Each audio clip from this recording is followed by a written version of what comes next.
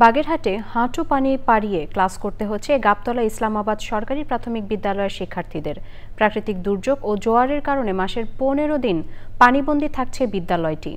বিড়ম্বনা কাটিয়ে শিক্ষার সুষ্ঠু পরিবেশ নিশ্চিতে দ্রুত সংস্কারের দাবি শিক্ষক, শিক্ষার্থী ও স্থানীয়দের।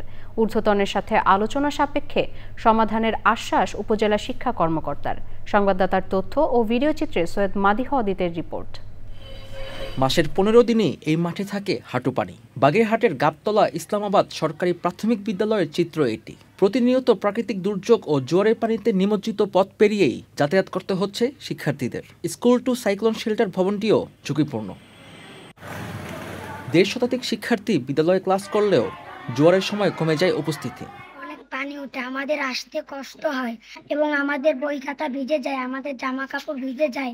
1 মাসে 15 দিনে পানি জমে থাকে, আমরা খেলাধুলো করতে পারি না। যদি মাঠ ভরা হয় তাহলে আমরা দোলনায় চড়তে পারি, খেলাধুলো করতে পারি। আমাদের এই বিদ্যালয়টির মাঠ স্কুলের স্টুডেন্ট এবং আমরা কখনোই ব্যবহার করতে পারি না। স্টুডেন্টরা এই যে পানি আসলে তখন ওরা আর আসতে চায় না। সাপ, ব্যাঙ, বিভিন্ন রকম জীবজন্তু দেখে ওরা ভয়। ভবনটির মেরামত না হলে যে কোনো সময় ঘটতে পারে দুর্ঘটনা, বলছেন স্থানীয়রা। আমাদের স্কুলটা খুবই ঝুঁকিপূর্ণ।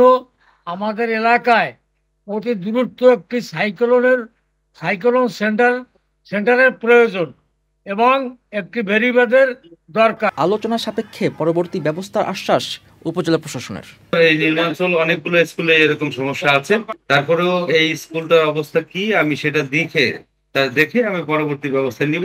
1972 সালে স্থাপিত হওয়ার পর 2023 সালে বিদ্যালয়টির মেরামত করে সরকার। সৈয়দ মাদিহ অদিত, প্রকৃতি ও জীবন ডেস্ক, চ্যানেল আই।